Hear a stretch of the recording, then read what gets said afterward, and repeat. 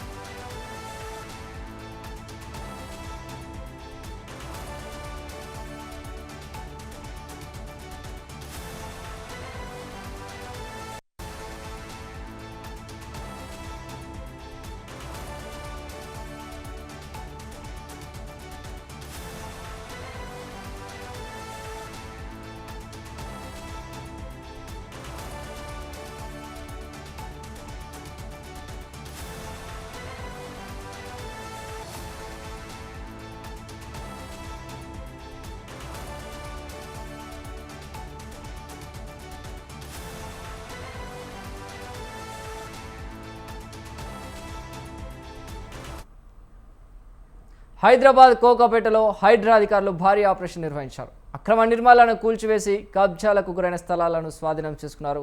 కోకాపేట కొత్త చెరువు వద్ద 22 ఎకరాల మేర అక్రమాలను తొలగించగా కైతలాపూర్లో రోడ్డును ఆక్రమించి నిర్మించిన షెడ్లను నేలమట్టం చేశారు. కోకాపేట కొత్త చెరువు FTL బఫర్ జోన్ పరిధిలో అక్రమంగా నిర్మించిన భారీ కాంపౌండ్ వాల్స్, రేకుల షెడ్లను హైడ్రా సిబ్బంది తొలగించారు. ఈ ఆపరేషన్లో దాదాపు 22 ఎకరాల మేర భూమిని కబ్జాదారుల నుంచి స్వాధీనం చేసుకున్నారు. రైట్, ఇదే అంశంపైన మరింత సమాచారాన్ని మా ప్రతినిధి లిఖిత లైవ్ ద్వారా అందిస్తారు. లిఖిత.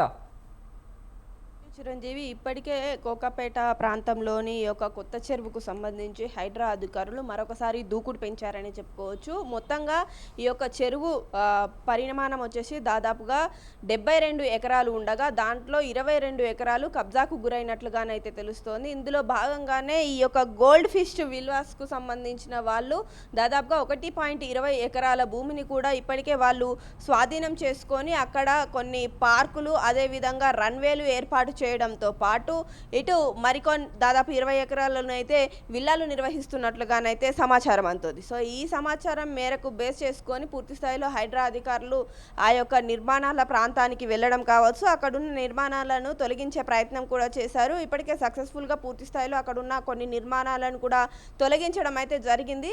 అంతేకాకుండా ఇప్పటికే అక్కడ ఏదైతే FTL బఫర్ జోన్లలో ఉన్న నిర్మాణాలకు సంబంధించిన షెడ్లు ఏవైతే ఉన్నాయో ఆ షెడ్లను కూడా తొలగించి వారికి నోటీసులు కూడా జారీ చేయడం జరిగింది.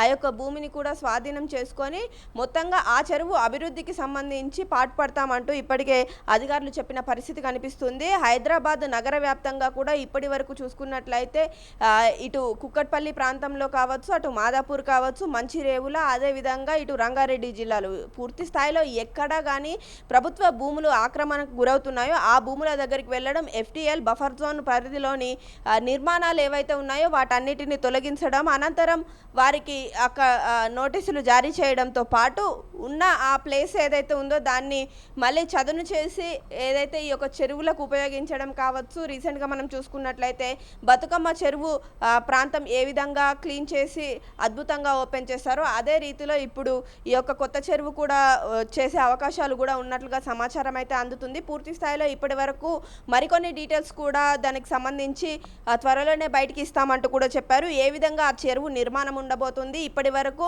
ఎంతవరకు ఆక్రమణకు గురైంది అనే వివరాలతో పాటు ఈ 22 ఎకరాలే కాకుండా మరింత భూమి కూడా పోయినట్లుగానైతే గుర్తించారు. వాటి పూర్తి డీటెయిల్స్ను కూడా త్వరలోనే బయటికి చెప్తామంటూ కూడా అధికారులు వెల్లడిస్తున్నారు. ఇప్పటి వరకు ఎవరైతే ఈ కబ్జా రాయిళ్ళు ఎవరి అండ చూసుకొని ఈ యొక్క విల్లాలను నిర్మిస్తున్నారో వారిపైన కూడా చర్యలు తీసుకునే అవకాశాలు ఉన్నట్లుగా కూడా సమాచారం అందుతుంది. Right, thank you Likhita.